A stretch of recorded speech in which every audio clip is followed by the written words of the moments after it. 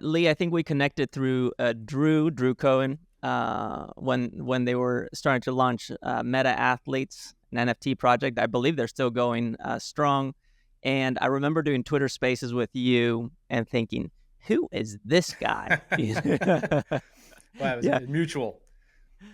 yeah. Who are you? What do you do? You have an extensive resume, but I would love to just hear briefly. How do you describe yourself in addition to father and husband? Yeah, well, I'm glad you mentioned that because I always start with father and husband because I say that for two reasons. One is those are my priorities in my life, but also I always like to see how people react when I say that because you can learn a lot about somebody if they go like, "No, what do you do?" I'm like, "No, that is what I do. I'm a father and a husband." But professionally, outside of my family, yeah, it's always an interesting question, and depending on the situation I'm in, you might get a different answer, but at my heart, brother, I am a team builder, and my passion is to bring people together to accomplish amazing things. And it's been an evolving art over the last 20 years with my experience in sports, both as an athlete, as a coach, at every level that I've been fortunate enough to coach and succeed at. But my mission right now is really to get people together, get the maximum out of them and their leadership, so they can accomplish something together. And the more that I invest time into that, not only the more do I find it to be a worthy investment, but I'm amazed at the outcomes and the quality of life that people can find. And the beauty of teams in general is whether your life is going wonderful and great, or you're really not where you want to be and things are hard. Together, working together brings everybody to a higher level. The rising tides lifts all ships. So I've really found a niche in that, depending on how you like to say that word. And I focus on that probably most of the time now, whether it is in my businesses or sports or helping other businesses, or even in my own office with the people I work with or my family. It's all rooted back in that. Yeah, it's amazing, and I believe that to be a powerful um, endeavor for every aspect of life. I'm curious. You grew up playing hockey. Did you play any other team sports? Another great question. Yeah. So, no, ice hockey pretty much ruled my life from 12 till today, for lack of a better reason. Oh. But it's funny you asked that because I remember we preach to kids all the time in ice hockey of, hey, get well rounded, do other sports. Now, again, I didn't start playing hockey till I was a little bit older at 12. Most kids start at 6.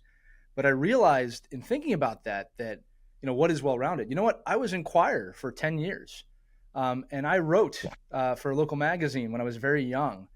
And so I was always involved in a lot of extracurricular activities. I kind of hung out with the theater crowd and the music crowd, not so much the sports crowd.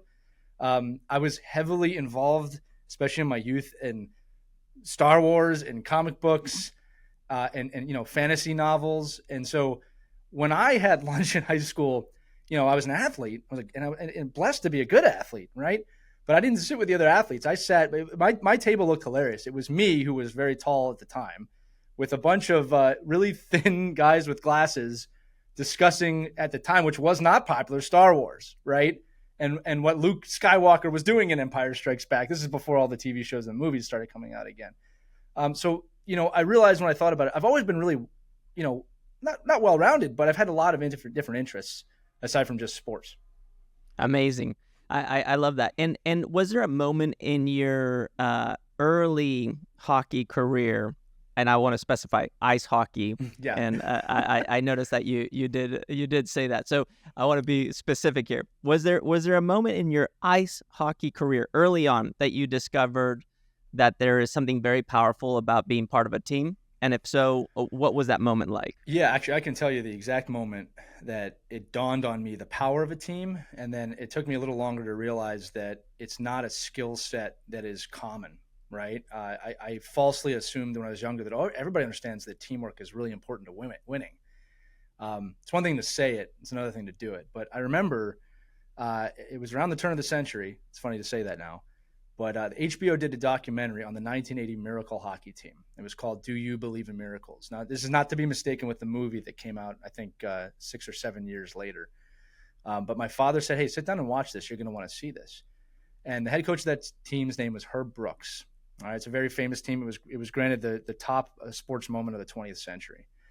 And in this documentary, I watched Herb Brooks bring a group of people together from around the country that did not get along, and he created a impenetrable team bond to take on the greatest hockey team in the world at that time, which was the Soviet Union. And I always give Really? this example: the Soviet Union team at this time it would be like the greatest NHL team of all time, and the USA team was a bunch of college kids. I believe the comparison that I heard one time, it would be like the Yankees beating the Giants at football. Like this is Oh how wow. how long shot it was for anybody to beat this team. And what Brooks did was essentially have the players on that team bond over one or two core beliefs. One of them was that he was actually a mean coach. He was willing to become an enemy for them to bond over that, but also the belief that we can beat these guys, right? And I remember seeing this, man, and I remember thinking, man, I get that. I just understood what he was doing completely. And I remember thinking, again, everybody must understand this. It's a funny story. I'll end the Herb Brooks thing with just this. I read his book, or the book about this team. And what was amazing to me about him was that he wrote a letter to the team after they won, keeping in mind that he kind of alienated these kids from him on purpose. And it was actually a really emotional passage in there. In the letter, it basically says, I created the team I always wanted to play on, and I couldn't get close to you because you had to be bonded against me to go win this game, which I thought, wow, what Wow. the sacrifice of that. But again, bringing it back, as I got older and really got into coaching, I realized that people understood the concept of, oh, we got to work together to win, but nobody really understood the intricacies of that and the nurturing that needs to take place and the different types of people and personalities, and that there's trust is so important within that group and it cannot be broken, and that there's teams within the teams. And again, I could go on for hours and hours and hours about all the little things that make a team a team. But that moment, I just understood what it would take to win. And that eventually matured into what I'm doing now. That's amazing. So fast forward to today, you thrive building teams, and this is something that you do whether it's through your business or in consulting or just when you get a chance to speak to people. When it comes to team, I have heard you start with the idea or the concept of trust and how difficult it can be to define trust. But once everybody agrees on what trust is, like you have this anchor point for starting the development of the team. Yeah, how does that work? And where does it go from there once trust has been defined? And how do you define trust for yourself in every aspect of your life? Yeah, it's funny to have that question reversed on me. Not many people do that, and so I appreciate it. But I'll start with this: that trust is the absolute foundational piece to any successful relationship. And you or anybody listening, if you think about the people that you trust, they're probably the people that are closest with you, right? And you'll do anything for those people because you trust them. What's interesting about trust, as you alluded to, is that everyone has a slightly different definition of what that word means. And the example I've been giving a lot recently is that if person A's definition of that word is you'll do your job, and I trust that you're going to do your job, which I think we'd all agree is that makes sense. And then person B's definition is, well, you'll have my back and I'll have your back, right? And again, we'd all agree with that. That's a pretty good definition of trust. So what happens when one of the players leaves their job and doesn't do their job to get the other person's back? Well, now you've got a problem, right? Because now trust has been broken or bent, however you want to look at it. And just that little kind of point can start to break down a bond. So when it comes to a team and a group, you really have to define what it's going to mean for the group. It doesn't have to be a perfect definition for everyone in the group individually, but it has to be something that everybody can agree upon of, okay, this is the foundational element of how we're going to define trust together. And the reason we do that is because if a situation comes up, you can always lean back on that as, did we conform to trust? We might not agree right now. That's okay. You don't have to agree all the time on a team. But are we going behind each other's back? Is there maliciousness here? 90% of the time, if that is there, and the negativity is not there, you're going to find a solution and be able to move past that. It's only when you feel your trust has been broken that it's almost impossible to move on. It's even harder to get trust back, right? So I spend a lot of time defining these words with teams, having teams define them themselves. And I want to reiterate, this is just the starting point. This is just the basic starting point. Most teams I work with, have never done that exercise, ever. And it is a little scary to me, because how can you succeed without it? I always say nobody wins and hates everybody they worked with or played with. Like, I've never been part of a team where we won and everybody hated each other. there's high extreme levels of trust. And again, there's 100 other words involved beyond that. Now, for me personally with trust, it's actually more of a priority system. And again, I've spent a lot of time, researching this and kind of meditating on it. But there's a statement I always use. It's a priority system of team, teammates, self. And that's my priority. The team has to come first, then your teammates, and then yourself. They are all equally as important. It's not that you don't matter as a self. You absolutely matter. You can't have a team without individuals somewhere on the team. But the team comes first, then your teammates, and then yourself. And my definition of trust is that you will prioritize in that way as well with the decisions you make. Doesn't mean that we won't make mistakes. It doesn't mean there won't be hiccups along the way. But I'm trusting that we are all committed to that priority system. And when you do commit to that priority system, the magic happens. Mm-hmm. Yeah, that's a big one. I think you've mentioned in the past that it's putting the name on the front of your jersey Right. first before the name on the back, and I really like that. I'm curiously, when it comes to trust, where does accountability come into play, and how do we work with that? Yeah, it's accountability is usually the second word or third word I go through with communication. I preach accountability. It's so important. What's funny about just accountability in general is there's a few aspects to it. You can't tell someone how they should be accountable. They kind of have to own accountability. That's a common mistake I see on teams. Again, business, sports, it doesn't matter. Like, well, this is what accountability means. Well, to truly be accountable, you got to believe in it. you got to create it. So when I work with teams on accountability, I actually ask them to define that word as well, and to create the standards of which accountability will be reached. Right? Is showing up on time accountability? Yes, it is. Good. Well, you said that, not me. Right? So now you have ownership over being there on time. And as you can imagine, there's a lot of different aspects and words that come up depending on the type of team you're doing. If it's a business, accountability is, hey, I'm going to give the best I possibly can every day.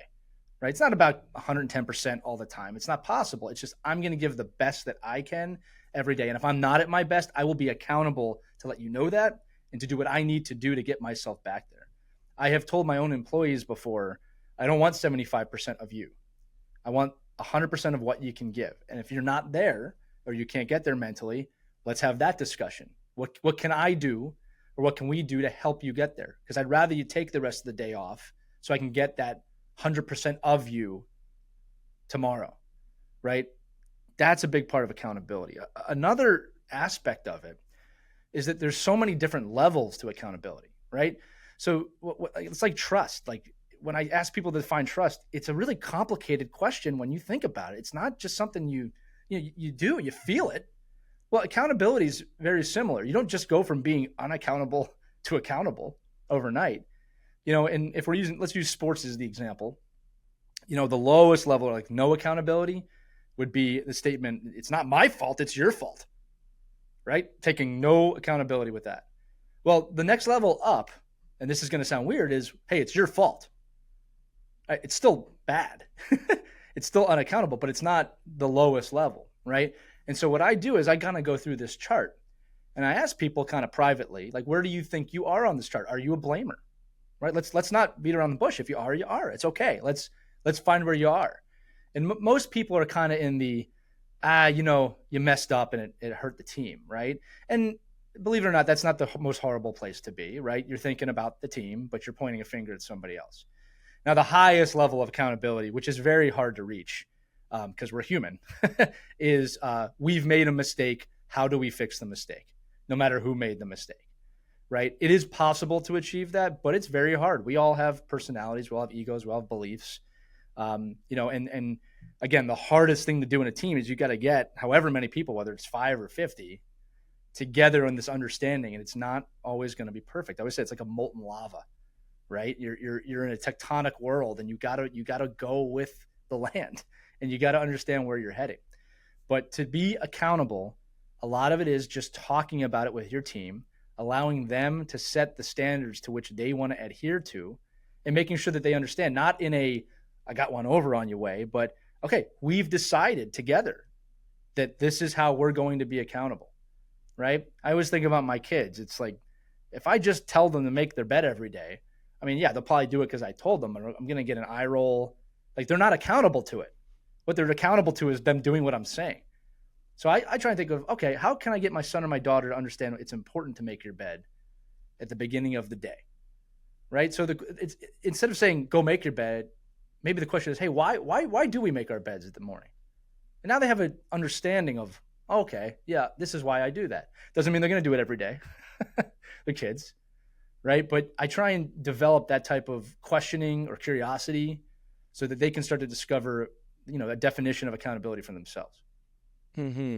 Yeah, there's so many layers to unpack here. So I want to try to be meticulous about it. So when we have trust, we have accountability. What we're really looking for in building a team is an agreement that everybody can adhere to. Is that agreement the same thing as the mission of the team, or is it something else? And if it is something else, what is that? Yeah, that's another, again, love these questions. I can tell it as a story almost. When I walk into a locker room, I'll say, what is the mission? What is the goal? And almost all the time, well, we want to win, coach. And I go, it could be business too, buddy. Like, well, we want to do this. And I always, that's great. That's a great thing to say. Everyone wants that. I've never walked in a room and someone, we want to come in 5th place this year. Totally. Right? Like, no one says that. So it's a worthy goal to want to win a championship. Don't get me wrong. That's a shared goal by every team, though. Why do you want to win the championship? That's a different question. And then that dives you right into what are the different aspects of a championship caliber team. And then you dive into what are the habits of a championship caliber team and how do we all adhere to that? Or what are we agreeing to your question, that we're going to do every day? Standards, accountability, trust, to work towards this.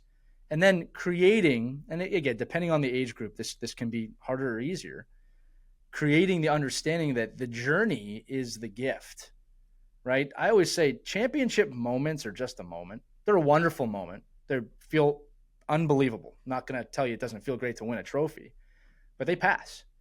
And what you remember is the journey. And so the contract that I like to create is that we're going to all do the best we can along this journey, which will not be perfect, to work together and find a way forward. And Carl, I'll tell you this, when you see a team really doing this right, they're having a lot of fun. If you anybody watches pro sports, I think there used to be 20 years ago this kind of misnomer that you got to be angry and mean, and don't get me wrong, you got to be competitive. You have to be. You got to be able to get the best out of yourself. But the teams that I see winning nowadays, they're smiling a lot more than they're growling during the game. Like, they're just having a good time with each other, right? So I don't know if agreement is the right word that I would use, that we're not signing an agreement, but we are committing to each other. Actually, you know what word keeps popping in my head? A little bit different, but it's faith, right? I always talk about how important it is to have faith. And I don't mean just, religion here. If that's how you find faith, wonderful. But faith is just the belief in something bigger than yourself. So I want to create faith in that locker room in each other, whether it's through the teammate self kind of aspect, or the faith that we're striving towards our goals. And I always say teams should have more than one goal together. And this is the plan.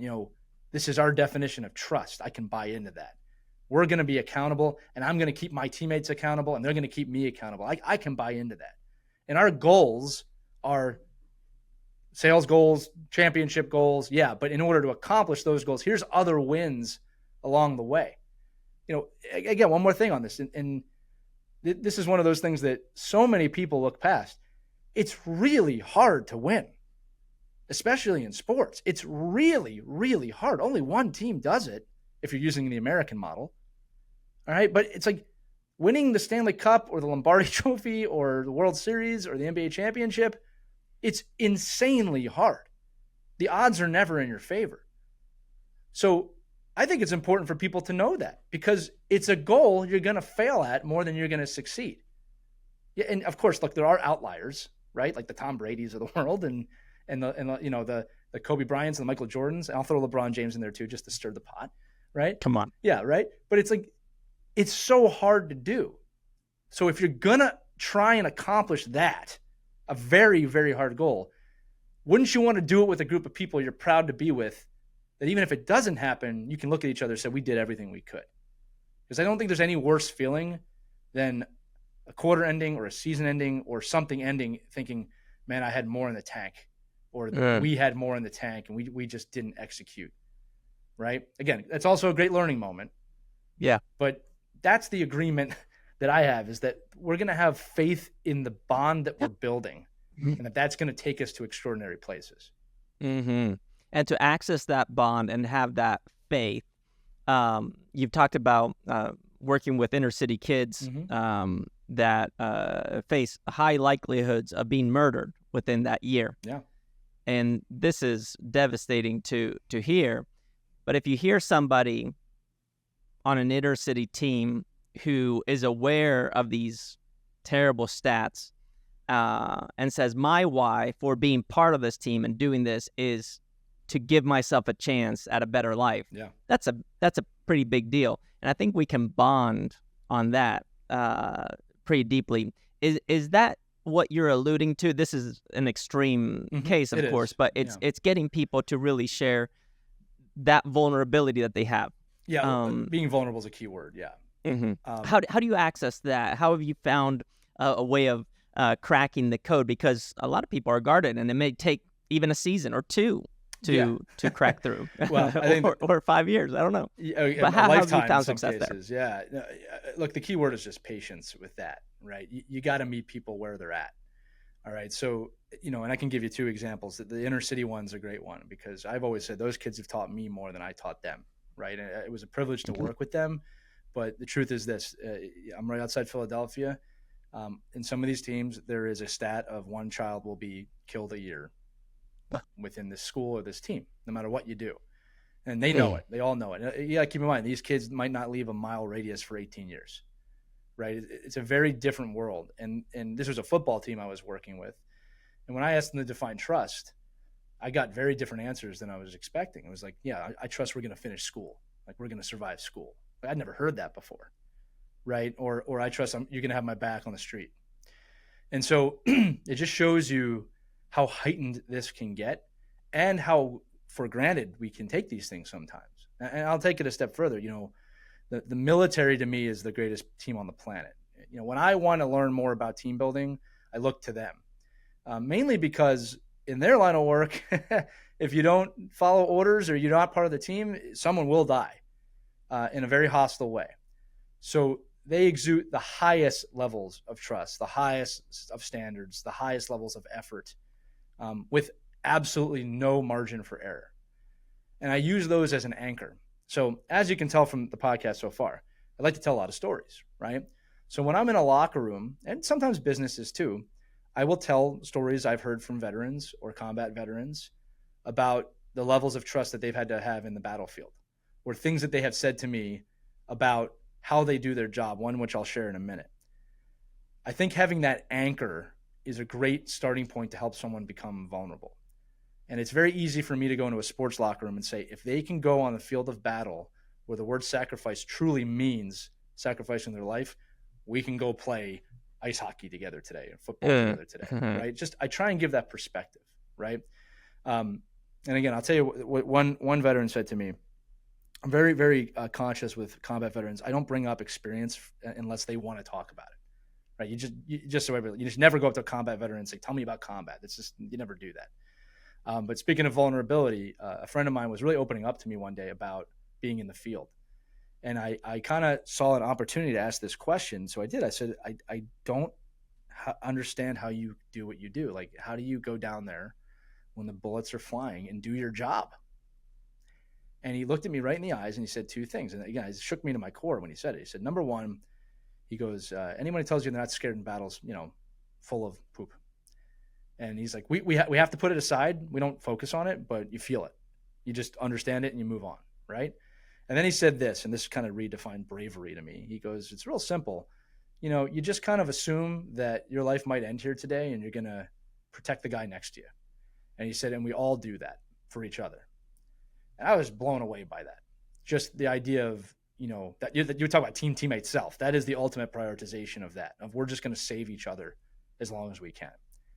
So he opened up a bit there to be vulnerable with me. And again, I said at the beginning of the question, it's patience. I never forced that out of him. The relationship got to that place. I think it's really important if you're a team leader to take the time to sit down with everybody and kind of see where they're at and have genuine conversations with them, and not say like, hey, be vulnerable with me, but get a gauge on them. Ask great questions, demand great answers. If you sit down an employee or a teammate or someone you're coaching and just say, tell me about your family, or what's important to you, what motivates you. Another great question we don't ask enough is, how are you motivated and how are you demotivated? All right. You want to motivate someone to do the best they can do? Find out how they're motivated. It might surprise you. It might be time at home. It might be money. It might be a lot of different things. Or being demotivated. I don't like to be yelled at. If you want someone to become vulnerable with you, you better know how they're not motivated because you're not going to get a lot out of them. But for vulnerability to be there, and I think that's another definition of trust, that trust has to exist, right? No one's going to be vulnerable with you if they don't trust you, right? So again, all of these kind of fuse together to create that environment where certain things are possible. And if you have someone that's extremely guarded and does not want to make themselves vulnerable, you got to be kind of okay with that. They'll come to you when they're ready, right? Now, this is also assuming that their performance is there. It's not like they're not performing, right? I mean, obviously mental health, mental fitness is extremely important. You got to be in tune with that too. But to become vulnerable, the environment has to be correct for that to be able to happen. Yeah. The environment is key, as the environment is what shapes us. I want to go back to your priority framework of team, teammate, self.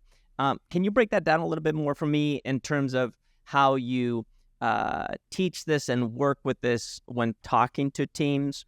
How do you address what is the team? How do we think as of ourselves as a hive, right, and tribe as one? And then how does that translate into the teammate, the other, and then the self? Yeah, absolutely. So it's a priority system, right? It's the order in which we prioritize. So team can depending on the organization, right? If it's an actual team, a business, a group, that's the team, right? The group you are working with is the team.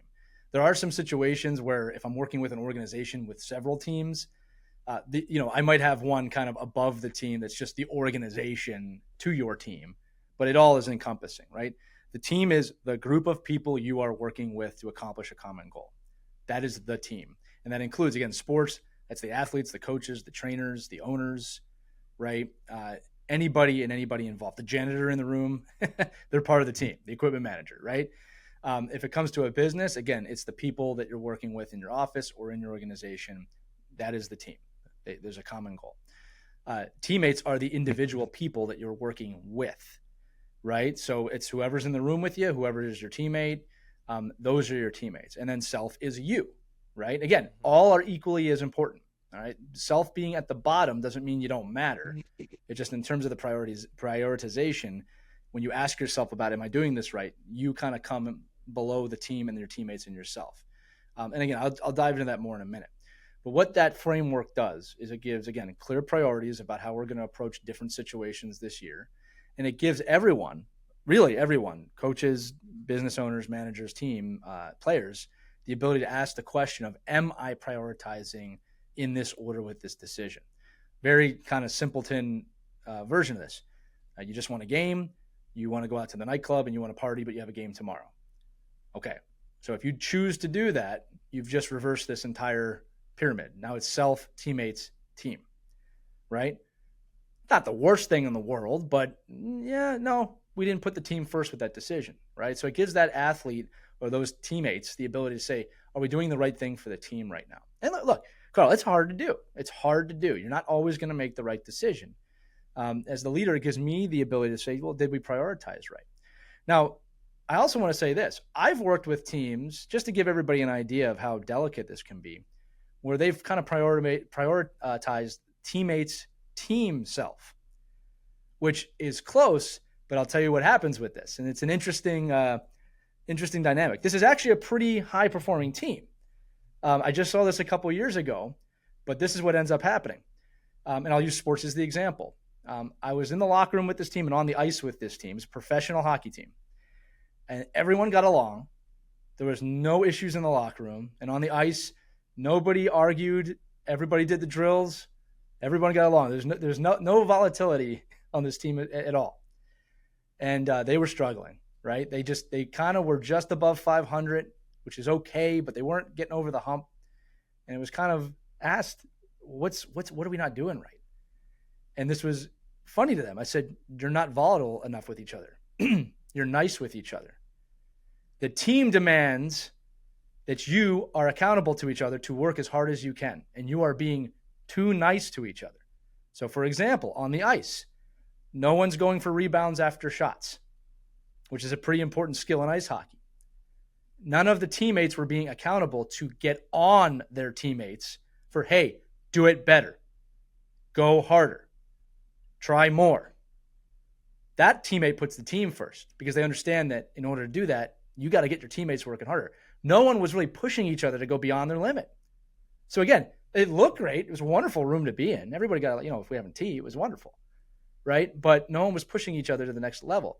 A successful team, and I'm going to kind of say this bluntly, you need some a-holes that are going to push you, right? It doesn't mean you have to like them. And this is another misnomer, but you have to respect them.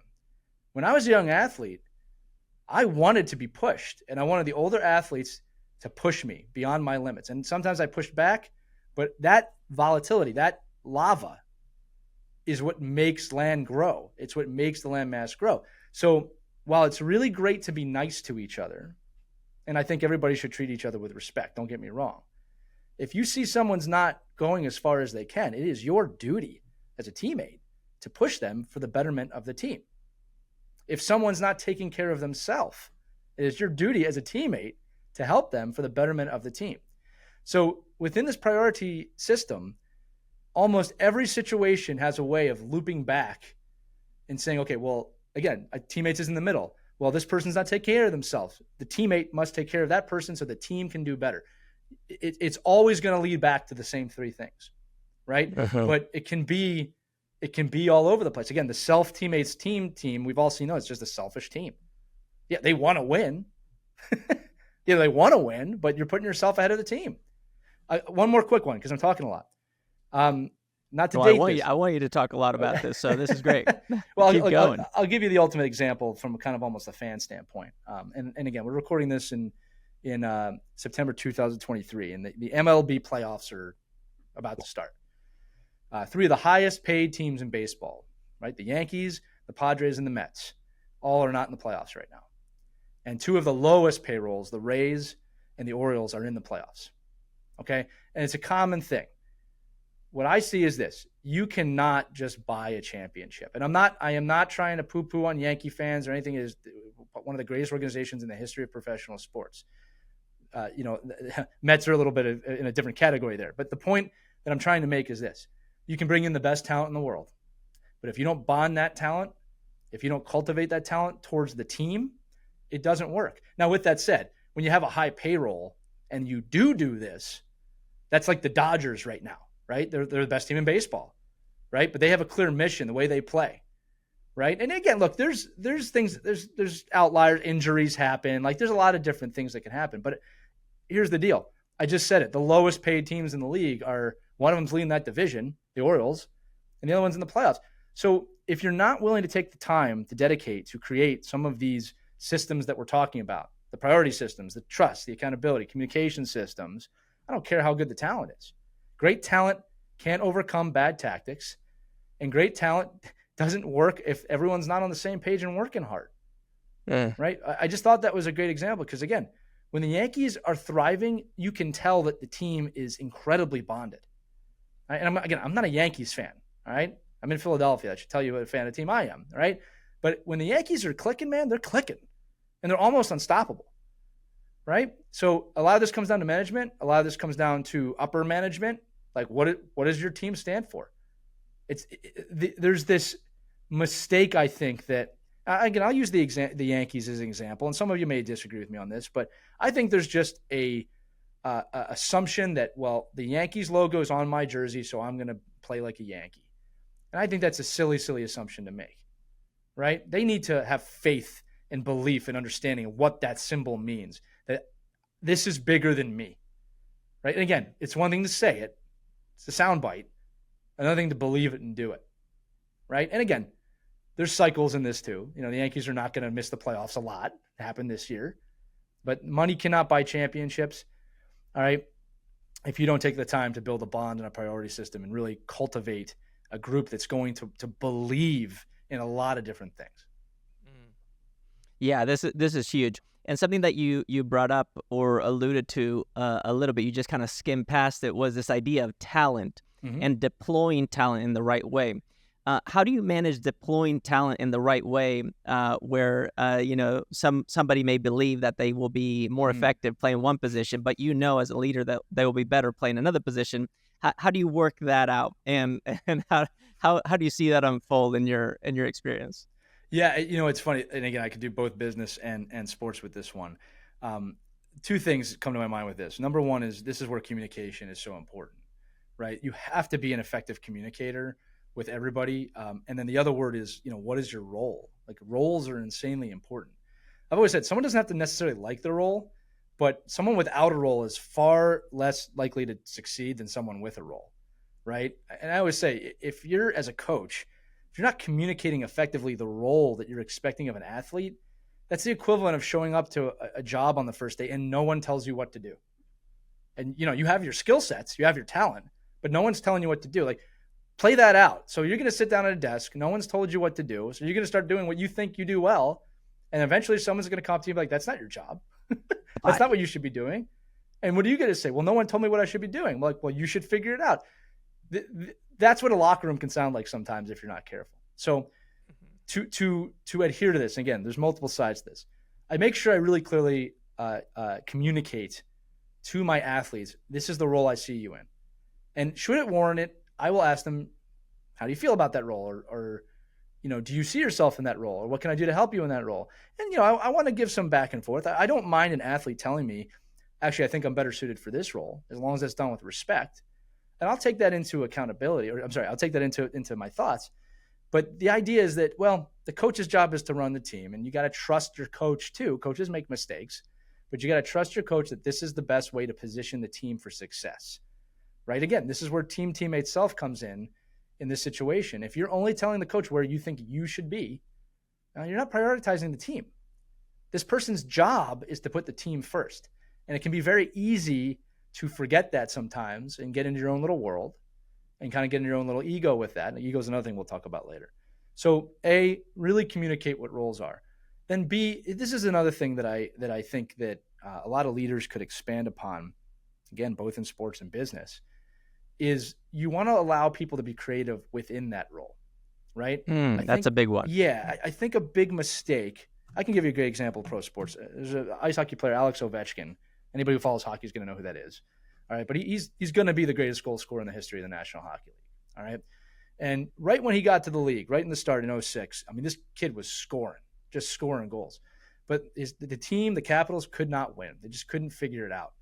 So you have a great goal scorer on a mediocre team. And that's how it was for a few years. And they eventually got a new coach. And that coach allowed Ovechkin to really be creative offensively. Prior, he was kind of locked into this position. You do this position, you score when you can. This coach came in and said, basically, you do what you need to do to score goals and let him be free. And man, he flourished, started scoring. The team got better. They started making the playoffs every year. And eventually they got a coach, Barry Trotz. This is the year they won the Stanley Cup. Which was, I want to say it was 2016, but I might be wrong on that. 2018, excuse me. And what Trotz did was inspired Ovechkin to play both ends of the ice, offense and defense, and be creative all around the ice. He was easily the best player in the league that year, and they won the Stanley Cup.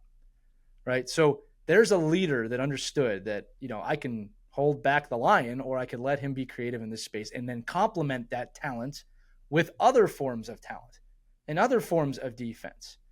Right? So again, continuing on this kind of thought process, if I give someone a role, I want them to be as creative as they can possibly be in that role with their talent.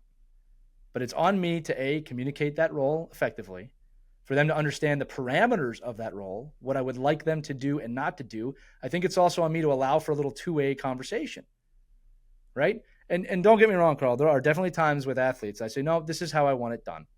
All right, because there is, this is true of everybody. There's what you can do and what you think you can do, and I have to manage both of those. Right, that can be a hard conversation sometimes when very hard conversation. Yeah. And the reason I relate to this is because I work with the complete opposite. I work with individuals who are in sports or practices that are highly creative. So it's ranging from breakdancing, breaking, to artistic gymnastics, artistic sports, and sometimes the mechanics of how things need to be deployed at the most fundamental level are lost. But on the flip side, it's kind of what you're saying, is that in order for an athlete to have the ability to touch the edges of their potential, they do need to have some freedom and ability to create that unique expression. Right. And for a leader like yourself to allow for that to happen is important. But on the flip side, now going back, there's sometimes you have to go back to the fundamentals and say, like, I need you to do it this way. A, B, Z, 1, 2, 3. 100%. Yeah, I hear that loud and clear. So communication.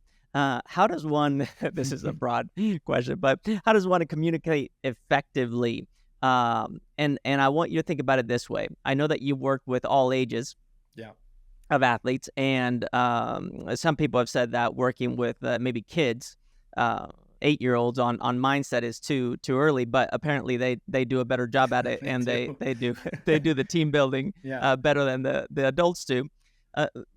My question is, when you are an effective communicator and you're being effective in your communication, regardless of age, what is it that you're doing that is allowing you to be effective in that case? Can you describe that? Is there one thing in particular? Is there a framework for that you use? Yeah, I think if we're talking direct communication from like one person to another right now, not so much team communication, correct? Yep. Right. So I think you have to know how to be a great listener to be a great communicator. Right. And so to understand that, you also have to know that people retain information differently. So if it's a one-on-one, what I'm going to try and do first before I even relay any information is understand, hey, what is the best method for you to retain info? All right, so for example, for me, I'm very much a see it, do it type person. I had this experience growing up where a coach could tell me the drill, just kind of verbally tell it to me, maybe even draw it on the board. I had a really hard time with that for whatever reason, right? I've tried to get better at that over the years, but that's just not how I retain information. But if you go on the ice and I watch someone do it, I can do it almost immediately. That's just me, right? I also know, to the dismay of my wife and a lot of my family, that if I watch something on television, I'm probably going to memorize it almost immediately. I've been known to annoy people by quoting movies back word for word, and I've gotten much better at that over the years, so not doing that. But I kind of, it's not, I wouldn't call it like photographic memory, but it's like videographic. Like if I watch something, I retain it for whatever reason. So I want to know how someone learns, or the different ways that they learn. So that when I do communicate to somebody, I can know, okay, I need to show this person a video, or I need to show this person, hands-on how to do it. Adversely, there's also people you can just tell them they'll do it, right? So that's the first step, is understanding how someone learns. The second step is really breaking down what it is you're communicating into a way that someone can understand. I think people get tripped up sometimes because they don't want to go down the layman, or they're afraid of insulting someone. I got over that a long time ago. I'm gonna give it to you as basic and as easy as I can so you understand it. And here's the deal. And this is where ego comes in. If you already know it, that's great. I'm just covering my bases to make sure that I don't leave anything out. Right. And as you get to know someone, I think you get more efficient at that. Right. But when I'm talking to an 8-year-old, we could just 8 over 18. Right. When I'm talking to an 8-year-old, I have to give very, very specific instructions, sometimes even down to the movement of your knee needs to go this direction and your body needs to go that direction. With an 18-year-old, I don't necessarily need to do that, but I might be communicating, here's the goal, and this is why we're doing this a bit more. I think that's another part of communication. And I see a lot of coaches and managers make this mistake. They're just telling them to do a drill or telling them to do the work without any understanding of why you're doing the drill or the work. Like, what have you just done? You just created busy work for someone, right? Now, again, I'll use sports because it's easy. If we're doing a drill, I will say the outcome we're trying to achieve with this is to learn this.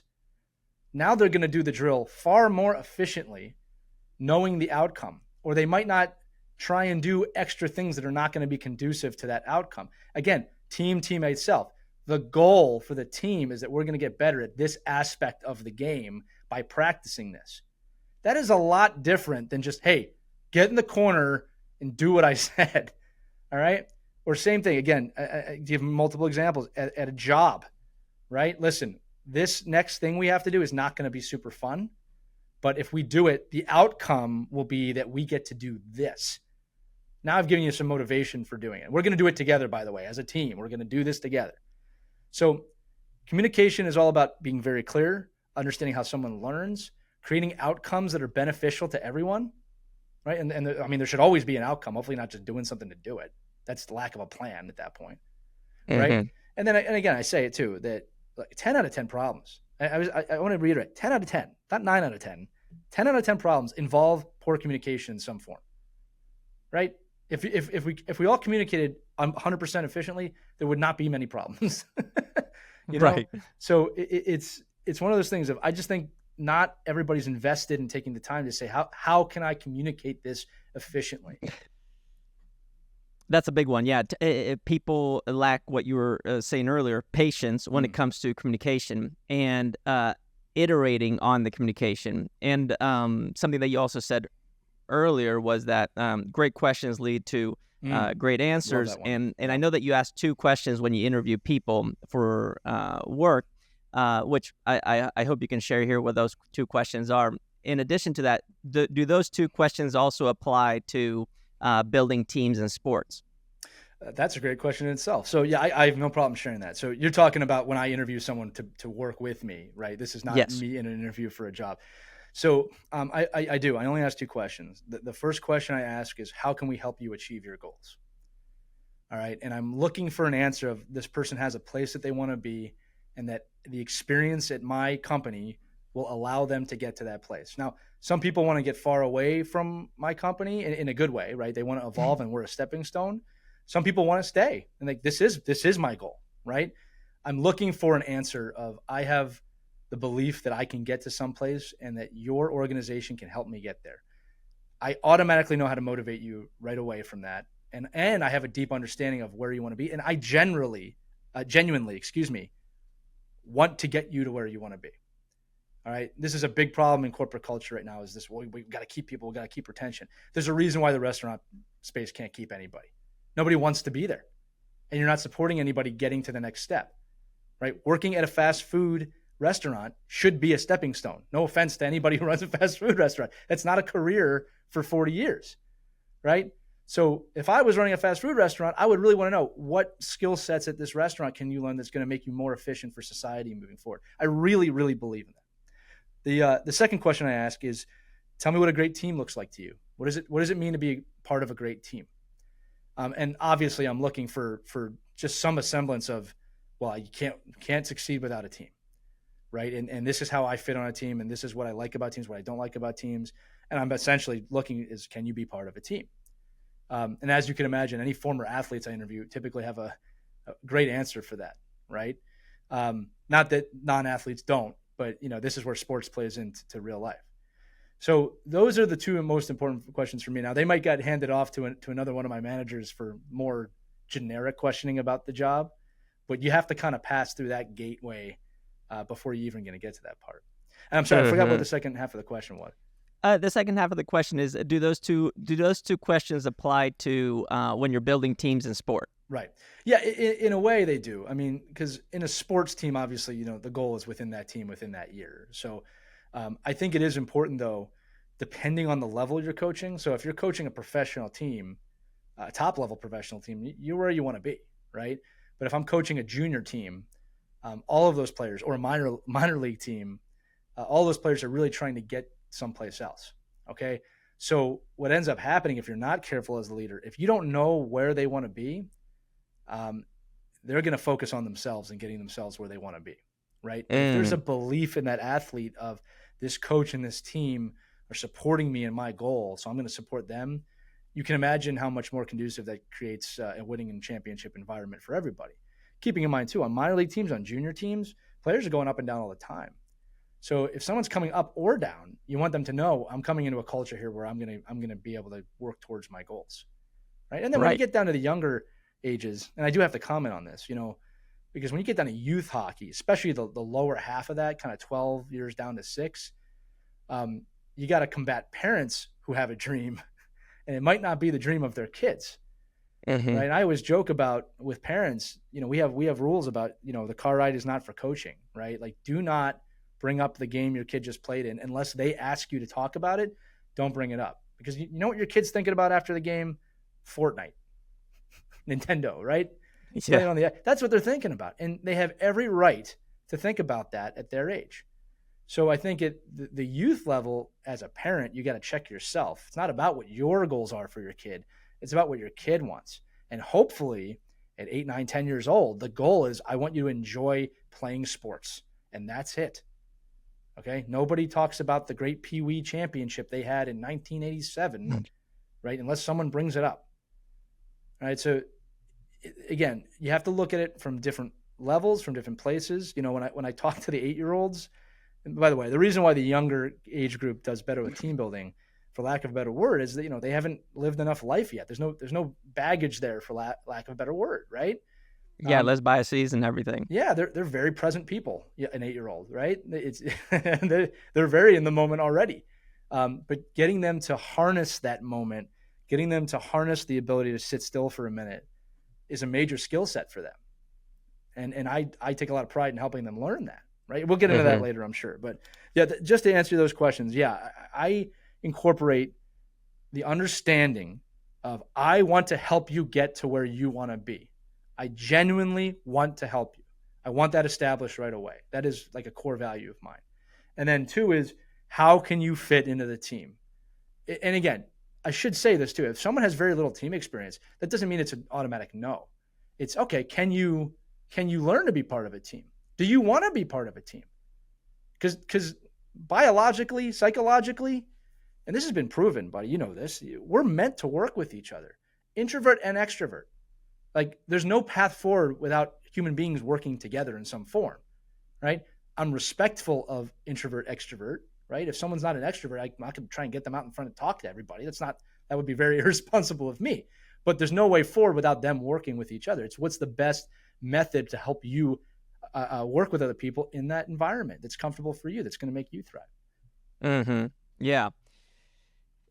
There's a lot coming up as you're speaking. One of the things that I'm thinking about is how important it is to be 50% engineer, 50% artist when it comes to being in the people's business, which is what you really are, and what allows you to develop transferable skills, the skills of leadership within sport, transfer to business, transfer to life. Absolutely. And then they trickle up and down ages and experience and whatever life brings us. And I think you are painting a beautiful picture of how this can be done. And it's such a complicated topic, yet it's so simple, because it really comes down to what you just said: connection. Can we connect, find an agreement, find a commitment, be accountable to each other, work towards a common goal, and that being kind of the secret sauce. And Right. it's so simple, yet we get lost in the mix. We're divided. I mean, just in this country alone, politically, we're on different teams, but we want to belong to that team, and we're so obsessed with this idea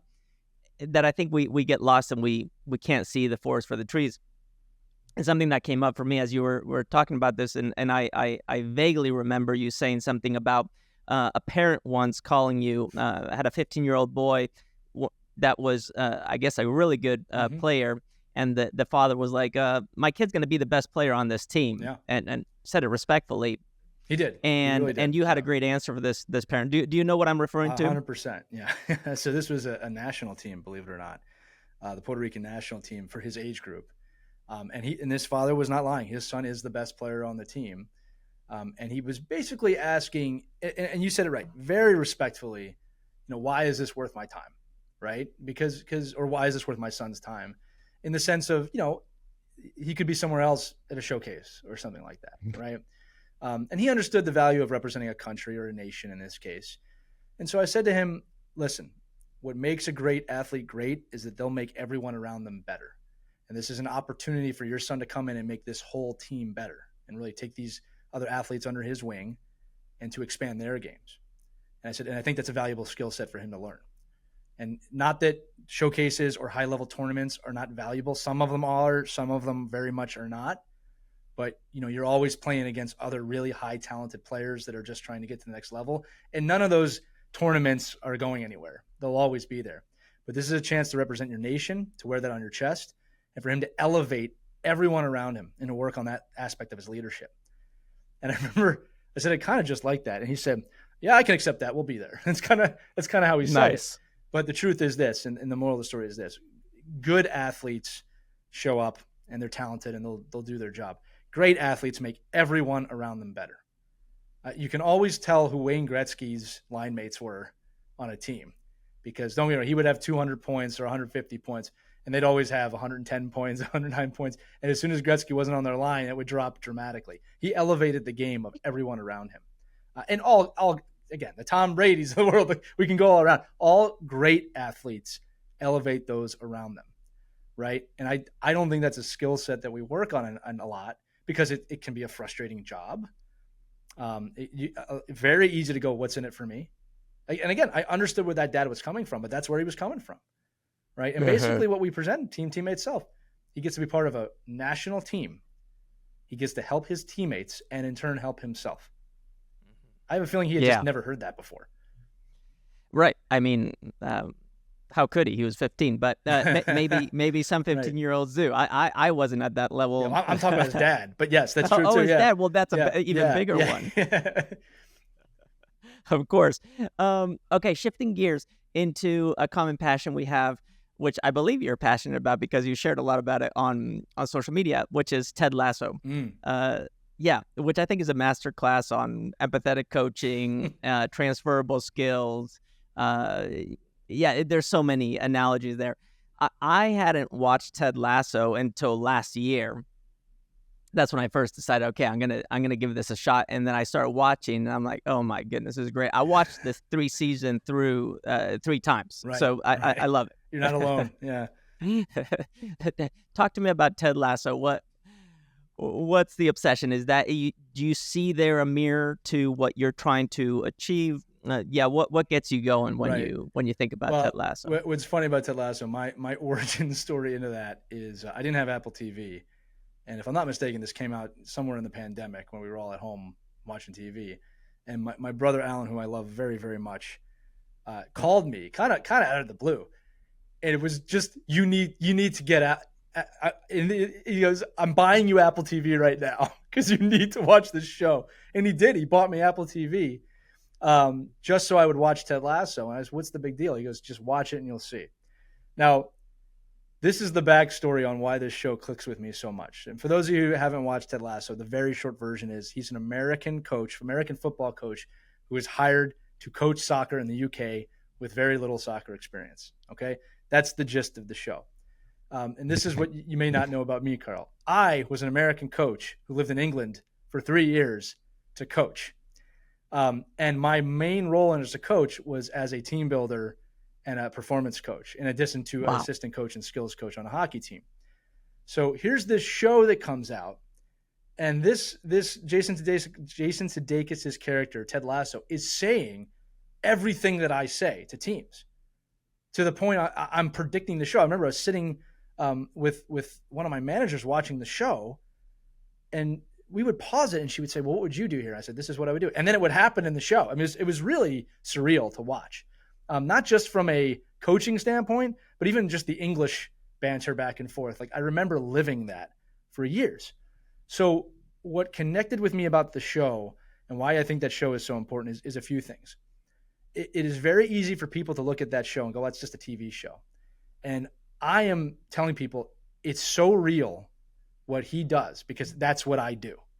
And there's so much power in that. Yes, this was written for television. I understand what you're saying. But the thought that a team builder and someone who brings people together to believe, right, is a very powerful and real force that we really need back in the world.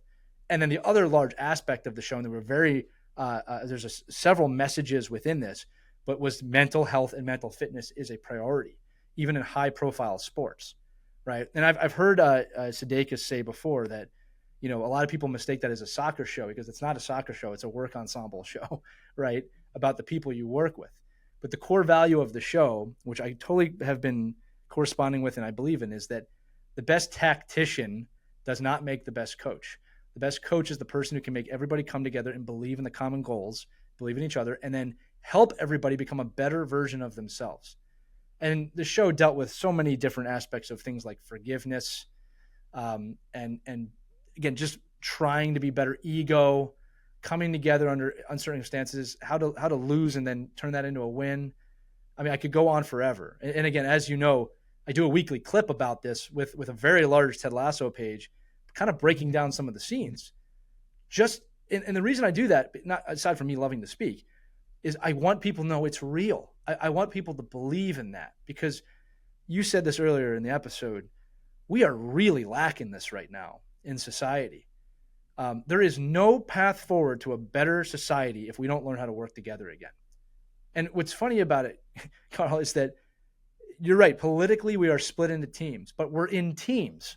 So people want to be together. They want to believe in something. The problem is we're getting pumped so full of crap, of negativity and ego thinking and I'm right, you're wrong, can't disagree, that we can't get past that. It's exactly what you said. And the truth is that if we could morph that, because not everything's going to be roses all the time, learn how to disagree, learn how to have a conversation. One of the things I'm really, aware of is someone just trying to be right when they're debating with me, or are they trying to learn? If I'm debating with someone and they teach me something and I realize I'm wrong, I'm like a snap of the fingers, like, you know what, you're right. I'm going to change my mind on that.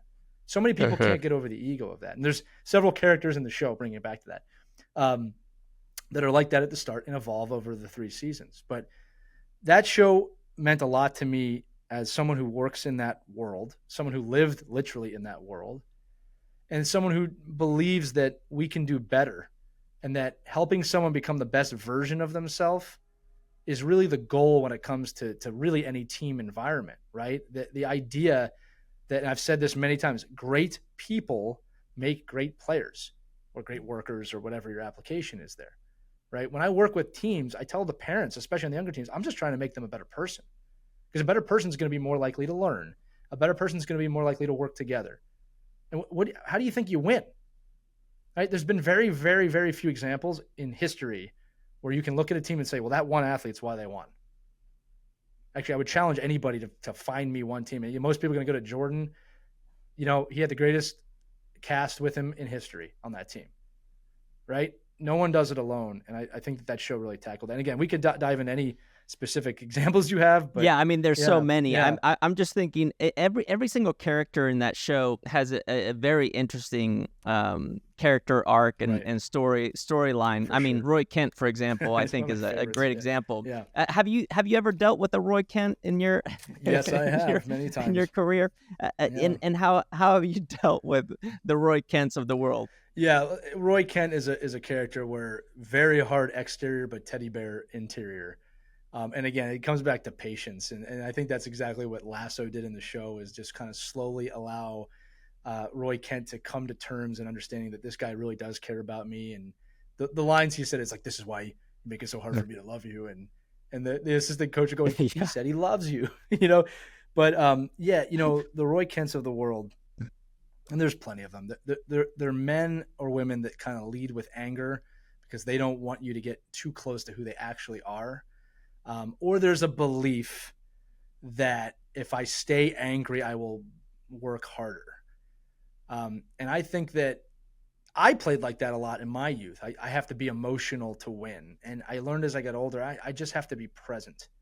I don't need to be angry to play better. I need to be present to play better. And I think Roy's character absolutely went through that arc and understood as the show goes on that, one, he doesn't identify as just one thing. When the show starts, he's a soccer player, and that's all he is. And when the show ends, he is a friend, he is a coach, he is a mentor, he's in a relationship, right? He's all these other aspects that make him him. But yeah, patience is the key with someone like that. And, you know, one of the things that Ted does in the show, you're just making me think about this, that I know I do, is I'm a kill with kindness kind of person. All right. And I actually enjoy I enjoy doing that, because I think a big part of working with someone like a Roy Kent, tough exterior, is kind of just you don't meet the rock with the rock, right? You just go, okay, yeah, no, all right, let's see where we can go. At no point in the show does Roy ever get under Ted's skin, right? Ted just meets it with kindness all the time. Like, yeah, we'll see where it goes, we'll see what it does. And I'm a believer in that philosophy, because I think when you're I don't want to say taming like a horse, but when you're working with an athlete like that, you also have to let them know, like, hey, that's you, this is me, and I'm not compromising who I am because it doesn't agree with who you are right now. This is me, and you need to respect that, and I'll respect you. And I think a lot of the times the curtain comes down, if you will, when you adhere to that. And Ted never compromised that aspect of himself in the entire series, and I loved that. And he has many troubles in the series. He was not in any way a not troubled character, but he led with kindness first all the time. Yeah, yeah, that's huge, and which is interesting how that unfolded with Jamie Tart. Yeah, that's and one. Now spoilers for everybody listening. So if you haven't watched it, just pause you can and turn take off the 2 podcast. weeks right now and come back to this episode. No, just Exactly. Yeah, come back to this episode at that time. But yeah, the moment I forget where they were, but I think it's season 2. And the father comes into the locker room. Yeah. Jamie Tart's father comes into the locker room, and they have that emotional moment. And Roy Kent hugs Jamie Huge Tart, and there's that a huge moment. Yeah. Anyways, but the Jamie Tarts of the world, the superstars, look at me, it's all about me. When they get cracked, they become just amazing individuals. Have you experienced that in your career, and how do you work with the Jamie Tarts of the world? Yeah, so again, the Jamie Tart, who is just the cockiest of the cocky players in the world when the show starts. Yeah, I've dealt with a lot of this is ego 101, right? Just massive ego. I'm the best. A lot of it, again, we could listen to this episode again, is just establishing trust, establishing communication, teammate stuff. You got to put it out there. They're most likely not going to dive into that head first when you first do it, but it's got to be there, okay? My philosophy, which has been proven, I think, on every team I've worked on, is that when you have an athlete like this, I will never put the talent of an athlete over the team. I do not care how good you are. I don't care. It does not matter to me, because from where I sit, if I compromise the team bond for your talent, the team's going to collapse immediately. I'll tell you a quick story. I experienced this when I was in college. My freshman year, we won a championship. Team was incredibly bonded. And I remember we had a Marine come in weekly to do team building with us. It was like early years of me starting to understand this is what I want to do when I get older. And we won a championship. And the next year we had a kid on the team, easily the most talented hockey player on the team, just not even close. Kid had below a 1.0 GPA, which, you really have to try to do that. Like, you have to try to not show up to class that much. And I remember that at that time, the way the rules worked was you could play a whole semester because they did not take your grades into account until the semester ended. And the head coach kept playing this kid, and we all knew he was messing up. And, what do you think started happening in that locker room? And this kid was really cocky too. Well, if he doesn't have to go to class, why should I go to class? Well, if coach is going to play him, why should I try so hard? These are the conversations that were happening. Destroyed the team bond. Just destroyed it. We didn't win anything that year. And you know what? The kid got knocked off the team halfway through the year because of his grades. I mean, it was predictable. He put that kid's talent ahead of the whole team, and the team collapsed. And I'm not really sure we ever really recovered fully from that. Now, what I do and what my belief is this. I'll give you another story. My belief is that if you create a team bond that is impenetrable or extremely powerful, players like that will either conform, which is what I want them to do, and I will do everything I can within my power to help someone like that conform, or they will leave the team or be off the team. And I've seen it many times. If you have 20 athletes and one of them, the most talented one, is fighting against the bond, if those 19 athletes are bonded, it is a joy or die scenario for that athlete. And I'm happy to say more often than not, they do get incorporated into the bond. And when you're in that environment, what do you think starts to happen? You start to become a better teammate. You start to understand more of, oh man, I'm really not putting these guys first. These guys care about me. It naturally evolves an athlete into that. That's exactly what happens to Jamie Tart on the show. Once he accepts his role, and this is after he had to leave the team, He starts to understand, well, I need to do things differently. In fact, his season 3, if you watch it, is the exact opposite of him in season 1. And they go through those situations. Yeah. And I've seen it. Again, another reason why I love this show. I have seen that happen. It is so easy to say, well, it's just a show. I have seen this happen. The quick one for you, in my own experience, my first year as a head coach ever, and I was young. I think I was 22 years old when I started, okay? Really young. This is how much I understood this at the time. We had a team that was on probation with the school and the league for drug and alcohol use, okay? So I remember I had my first meeting, and the top 3 athletes on the team were really the top 3 perpetrators of this. And I mean, these kids were good hockey players. And I asked them, I dismissed them all at that meeting. And I remember everybody thought I was crazy. Like the attitude was, you can't win without them. And I remember, and I was very young and very kind of, even I had an ego at the time. I said, watch me. I remember thinking, I wouldn't do it that way today. But I remember a little bit like Deion Sanders or what? Yeah, I was very Coach Prime in that moment. I love Deion Sanders as a coach, believe it or not. But at that time, I was very much, let me show you what I can do. I hadn't really established myself where I wanted to be. And I was young. Look, I fully admit I've evolved as a coach over the years, and I made a lot of mistakes in my early years. This one wasn't one of them, though. Okay, so I kicked the 3 kids off the team, and I really explained to this team that we're going to build this back in the aggregate. I believe in you in the room enough that if you can come together, we're going to succeed, right? And then I told them we're going to have practice at 6 a.m. tomorrow. This is in the middle of the winter almost, because it was right after the season had ended. And I said, if you want to be part of the team, you will meet me out the rink outside. And it was cold in the 30s or something like that at 6 a.m. tomorrow for a team jog. Every player showed up. Wow. Okay. Long story short, and there's 2 parts of this. Long story short, that team set the academic record for GPA for the team for one season ever. The team went from 5-25 the year before I took over to 25-5 the next year, and a playoff berth, and 1 game away from the national tournament.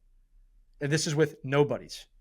Okay, we had great goaltending, I'll say that, right? But we didn't have the top 3 scorers. Now, the second half of this story, and it's to be very brief, I was very, very proud of that team. And I will also say I made a lot of mistakes that year as a coach. I was brand new at it. I have no problem admitting that. We can go over some of those if you want. The next year, 2 of the 3 players that I kicked off the team called me and said, can we meet?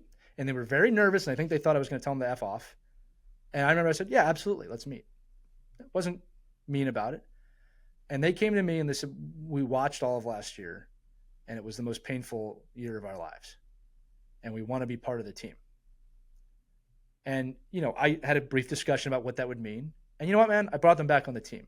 And they thrived that second year. They were great. They were very talented. And they were team players. And it was just like Jamie Tart, man. I'm telling you, that no problems. That communication was great. Their teammates embraced them. They also made them go through some kind of torture chamber type work to kind of earn their spot back, which I was all for. They did that to Jamie Tart on the show too.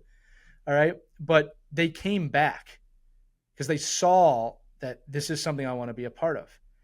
I would also make the argument that's exactly what was lacking before, which is why they went off the deep end. Right? We prioritized academics. We prioritized the team first mentality.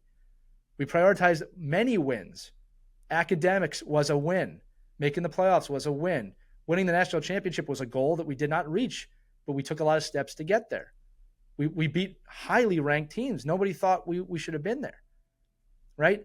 And I remember after that experience realizing this is what I want to do for the rest of my life, because I was working at the NHL at the time too in broadcast. And I just started to realize, like, wow, I'm not saying this in a grandiose way. It's like, wow, I'm good at this side of the game. Right? And so long story short, that's when I went to England, not too many years after that. And I remember, I'm long-winded here, but you'll like this. I remember I sat down with the head coach of the English team, who was this kind of post-Soviet Russian, really great guy, one of the best tacticians I've ever worked with.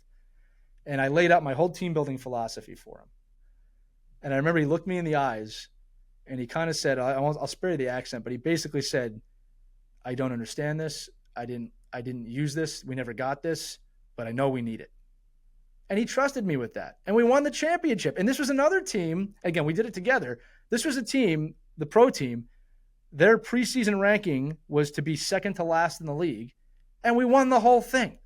Amazing. It was amazing. Together we did that. Amazing. It was, and we had a great moment at the end of the season where I remember he hugged me. He looked at me, my boy, it worked. It's just like he said That's that to me. incredible. Yeah, it was cool, man. But I love creating those moments. And look, obviously winning a professional championship is a big one, but these micro moments can happen every day in your workplace, on a sports team. You can create these for yourself every day. And imagine wanting to be there every day. I love getting to do what I do every day. Not every day is beautiful and wonderful, but I love it. And I don't ever take for granted what I do. It's a wonderful place to be. And I want that for other people. It's easy for me to say now that I've built it. I want to help other people get there. Yeah, which this is actually leads to my last character of Ted Lasso that I wanted to talk to you about, which is this character that is very joyful and very loving, Danny Rojas, Football is Life coach. Football is life. Yes, who by the way, I met Cristo Fernandez, who plays Danny Rojas just a few months ago. It was really cool to meet him in person, and he's exactly who you expect him to be. He's amazing. I heard he's the same guy in real life. Yeah, he pretty much is. Very smart dude, by the way. Anyways, is a Danny Rojas who loves the lifestyle, loves the game, and sees everything as just rainbows and roses. Is this person a liability? Is that person a liability? If they're not managed correctly, possibly. All right. I think it's more of, I'll say it this way. I don't know if that person's the liability. I think that if you have negative mentalities and egos on the team, then that becomes the liability, because they'll say what you said. Hey man, not everybody's all rainbows and sunshine all the time. And, if that's who he is in his core, you want to enable that, right? Because it can be infectious in the right environment, but it can also be damning in the wrong environment. So I don't think I've ever experienced that as a liability. But I'll tell you this too, that to be successful really in anything, let's just keep it on sports though. I asked a lot of GMs and head coaches at the NHL level about what makes great players great, right? And it's not the talent, because the talent's there, right? If you get to play at the pro level, the talent's there. Everyone's talented. And what I found was the key the key differences between really great players and kind of down was things like love of the game. That was number one. Nobody gets that level if you don't love and are obsessed with the game. So in my experience, a lot of the people I work with are maybe not on the sunshine level of Danny Rojas, but the passion for the game is there. You're not doing this because you don't love it. And then the other things too were like character and ability to give back, gratitude. These are all aspects of a person. This is why I said earlier in the show that great people make great athletes. So, no, I don't think Danny Rojas is a liability. I think that, again, it's about not compromising yourself. And let's be honest, Carl, there's a difference between someone like a Danny Rojas character that really you genuinely believe that he loves everything, and someone who's just kind of saying it to say it. Like he was never BSing anybody about his love for the game. And from the second he jumps on the show, he runs out of the hall, and Danny Ross. It's just like, he's amazing. Like you feel it in the show watching it. So, no, I love athletes like that. And I think it's about making sure that you enable them to be infectious, that you're there for them. I mean, he goes through a pretty traumatic moment in season 2, that you're there for them, even in those moments that, I don't think there's anything worse as a coach to just use somebody for that. And then when they're not there, you toss them aside. And I'll tell you what, that happens more often than people think too. I mean, the old school coaching mentality is really on its way out, but they still exist. A coach just got fired in the NHL for kind of intimidating his players and looking through their cell phones and asking questions he probably shouldn't have been asking, So very long story short, love Danny Rojas. You should never treat your athletes like cattle, which unfortunately a lot of people have done. Right, these are people. And I will tell you, as a coach and as a manager, you will run into situations you have to let people go. You will have very, very motivated athletes that don't have the talent that you're going to have to sit. And you have to have very hard conversations at times. But if the trust exists, the community exists, the communication exists, you're not always going to feel great on a team, but if the respect is there, you can move forward together. And that goes back to everything we talked about with trust, the priority system, if that environment exists, amazing things will happen. I love Danny Rojas. That whole show. It's amazing. He's He's great. amazing. It's such a great character. Yeah. So, Lee, I want to bring this to a gentle close here. And this is what I'm thinking about. In addition to everything that you've shared in this episode, your own podcast, podcast that you've been a guest on, everything that you share on social media, the books that you've authored and co-authored, in addition to all of those things that you've done and where you have shared information that is of value, what is one thing that our listeners can consume, whether it's a book, a show, something that inspires you, informs you, and could potentially give them, a bonus to everything that we talked about today? Yeah, you know what? One that I've been really thankful for over the last 3 or 4 years is a book called Positive Intelligence. And there's a larger program there called PQ Training, which you can all look that up. But what this program taught me, and again, I'm big on present moment awareness. We didn't talk all about that today, which is okay, obviously. But being present and then learning skill sets to practice being present. And that's something I've really dove into over the last few years. And this book, Positive Intelligence, really painted a picture for me of how the voices in your mind work, how negative voices, or they call them saboteurs in the book, can affect your psyche, but it also dives into how they're created and where they come from, and which is usually your youth. And it counters those with your sage voice of the positive things you can say. And then again, that's just the knowledge, the application, which was, I use this with my athletes now. I mean, I got trained in this program to learn how to do this. I just kind of call them micro meditations, these little 2 or 3 minute events during the day where you practice being insanely patient. I'm sorry, insanely present. Present. Apologies. Mm-hmm. Yeah. And it can be a lot of different methods. I talked about how there's different methods of communicating and learning. Some of them are with touch. Some of them are with sight. Some of them are with hearing. Some of them are with breathing. And I remember when I started doing this, Carl, one of my saboteurs is called restlessness. And it's just the need to continue to do something. That's how you get podcasts and books and all these different things, Totally. And I used to think that was like a superpower of mine. I realized, wow, this is actually a saboteur of mine because it's not allowing me to be present. And when I started doing this program, I remember thinking, I don't have 2 minutes to do this right now. And as they say in the book, it's like, yeah, you do. You do have 2 minutes. Make the 2 minutes. And so you start doing this 3 or 4 times a day. It's not a lot. And the first week, you kind of push through it. And then the second week, it's like, okay, I'm doing this. And then the most amazing things started happening, right? I started doing it without prompting. And I started to get present throughout the day. And, it's funny. My coworkers make fun of me sometimes, but like you can catch me outside my office just looking at a leaf or experiencing a butterfly, right? Which sounds how it sounds. But I started doing that. And then it evolved into some amazing things. I went through some severe adversity in my life. Nothing happened to me per se, but people around me lost loved ones, high pressure situations in coaching, all kind of came at me. And I automatically understood how to get present in all those situations. And they really, really helped me through those situations. Had I not practiced this for months in advance, I definitely would have not handled those situations as well. And actually, you know what, man? I haven't talked about this publicly, and this is the first time I'm going to do it. My mother passed away not too long ago, just over a month ago. I'm so sorry to hear that. I appreciate that. Yeah, I'm sorry to kind of place that bomb on you here. But let me tell you something. She had cancer. She was fighting it for 10 years. And I was so present with her, especially the last few months. The year she was, I was close to her for a year. I was very present for that year, but especially the last few months and weeks. I was so present with her.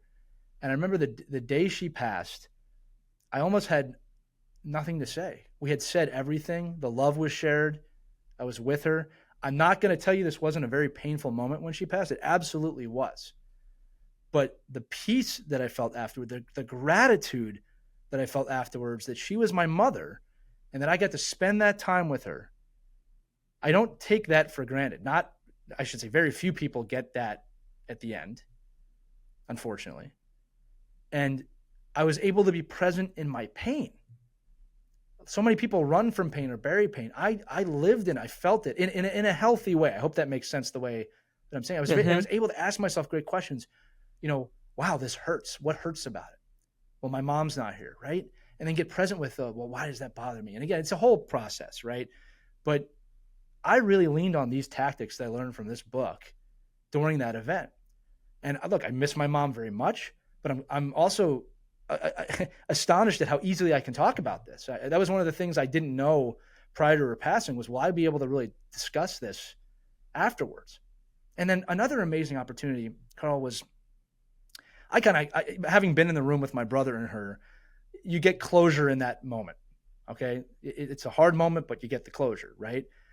And I realized that so many of her friends, because she was an amazing woman and she inspired lots of people. I'm eternally grateful that this was my mother.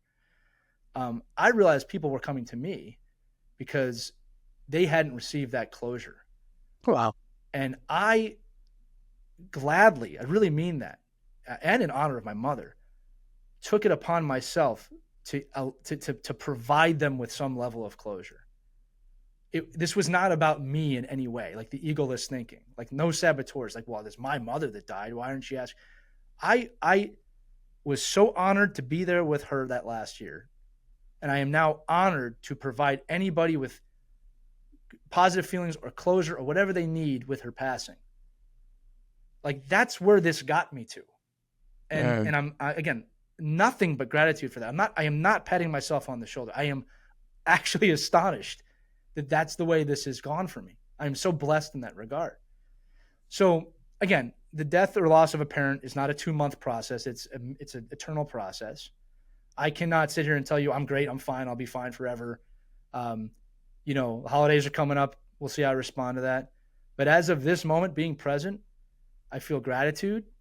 I feel love. I can still feel her love, which was another Yeah. amazing kind of thing I wasn't expecting. That's amazing. Yeah, I feel it. I feel her, right? Even though she's not here. And I'm just taking that with me. Gratitude, love, again, no regret. I have not felt any ounce of regret, which is another thing I'm thankful for. And look, I know enough people who have lost a loved one that is a rarity. All right. And again, sorry, I'm being long winded on this, but I'll tell you this just real quick. I remember. Please, this is Yeah, wonderful, and yeah. I'm so glad you're willing to share. No, I want people to know it because if this can help anybody get any level of peace with this situation in their lives, I want them to know it. And look, I'll say this. She always said that there was the 2 C's that she hated, which was COVID and cancer, because COVID kept her away. She's immunocompromised. She kept her away from her grandchildren. Even though she would drive by in her car, kind of with the window up, and we would talk. And then obviously cancer ended up taking her life. And this was her 3rd bout with the disease, right? Wow. And the first 2 times she had it, I was in elementary school, and that was an experience for another podcast. But this is how I look at it. And don't get me wrong, COVID and cancer are bad things. I will start with saying that. But I like to blame eloquently, right? I like to find there's lessons in everything. COVID forced us to find the time to be together, right? And suddenly time was very precious during COVID. If you know what I'm trying to say, it wasn't like a passing, like come and go. It was like, no, we need to make time for my mother so she can see the grandkids. Not as much time as we would have liked, but we made that time. And a year ago with the cancer, she took a little bit of she fell off a cliff a little bit, right? Medically. And I remember I was in the hospital, Carl, and I thought she was going to pass. This was a year ago. And I did everything kind of in my mind wrong. I was frantic. I was so focused on what if she dies, when's she going to die? I was not present in any way. And true to form to my mother, she rallied back and she made this really amazing recovery where basically from being deathly ill to standing up and walking around the hospital with my brother and I. And I'm thankful for this moment because I realized in that moment, thank God my mother didn't die, right? But I realized I cannot spend any time focused on the impermanence of this situation. Like we're all going to die, right? So from that moment on, I didn't focus on her actual death one time until it happened. Well, all right. And what I did was I was very present with her every day moving forward. And I let a lot of things, we all have things with our parents. I let all the stuff go that I could let go. I just wanted to be with her in that love and in that moment. And it wasn't always a perfect conversation, but the idea was that I was there and I wasn't going to spend any more time or waste any more time worrying about something that was going to happen at some point anyway. Again, we talk about the past and the future. You can't change the past. You can't go to the future. Right now is all that matters. This podcast is all that matters right now, but in terms of what I'm talking about. And again, I was there with her for that whole year. And then, the last few months, it was a steady decline, then became a very quick decline. And I was present with her through all of it. And I remember, again, my mom, being my mom, would say, like, oh, you got work to do. I said, there's nothing in the world that is more important to me right now than you, right? And my kids. But you know what I mean, right? Mom, you are the priority. And I'm not going to lie to you, Carl. There were times it's like, yeah, I got work to do. I mean, the pressure was there, but I had the wherewithal to be present and say, that is not more important. There's no work I'm going to do that's going to replace this time with my mom. I'm going to say this again to close this out. I miss her tremendously every day, but I'm so thankful for that last year. And I'm not going to say something like I'm thankful for cancer, but I do blame it eloquently. It allowed me to be ultra present with this very important person in my life, right? And it allowed me to be able to say the things and be aware that, like, you need to say this to your mom. There were so many times, I do this with my dad still, a thought will cross my mind and I go, I should tell my mom that. Well, what that event did was I picked up the phone and called her right away and told her that, because now I can't do that. Right.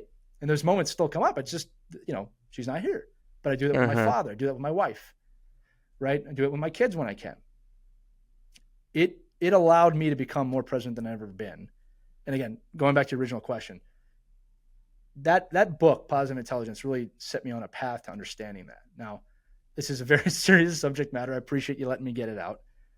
But this is one of those things of, you go through several earth-shattering moments in your life, and, loss of a parent is one of them. And it was done with, on her end, courage and grace and understanding. I told people this the whole time, and I meant it. And it's interesting now on the other side of it. I know it's true. Sometimes you don't know how you're going to be till things are done. But I said that it was a privilege to be able to be there and take care of her that last year. And a lot of people go, that's so hard though. You have to do that. I said, it's a privilege to be there for my mother now. And I meant it. Wow. I really meant it. And you know what, looking back on it, I did mean it, because sometimes you think you might be telling yourself something, just to make the moment, but I meant it. And it was an honor of mine. So I'll just say with that, you hear everybody say, embrace your loved ones, move your ego aside if you have any, tell your parents what they mean to you. Tell them everything, because you never know. You never know. I could be gone tomorrow. You just don't know. So be present. Yeah, that is wonderful. Lee, thank you so much for sharing that. What what is your mother's name? Evelyn Elias. Nice. Yeah, and she was everything you think she was for me talking about her. She was. That's amazing. Well, this podcast is in loving memory of her, and I am so glad you were able to share that. And what it also what tells me is that we're just scratching the surface of who you are, what you do, and how you do it. And although in today's episode we really focused on team, we worked down to teammate and then to self, which we landed on. And I think building on maybe a future podcast together, if you're willing to do that, I would like to build from self and then back up to team. Yeah, anything for you. I mean, I love your show. I love what you do. I love the kind of joint mission we're on together. It really is an honor to be on here. And again, the space in itself is big enough for everyone. And I think that when people like you collaborate and speak like this, it only grows the ability to learn this stuff. And that's the journey we're on, right? Is we want to spread this stuff because it's going to make a better world, better society, better people. I agree. Lee, thank you so much. What a pleasure. And for everybody listening, make sure to tune in to the next time we chat, and everything they need to know about you is going to be in the description. So thank you. I appreciate your time, my friend. Thank you, brother. This is the freestyle way.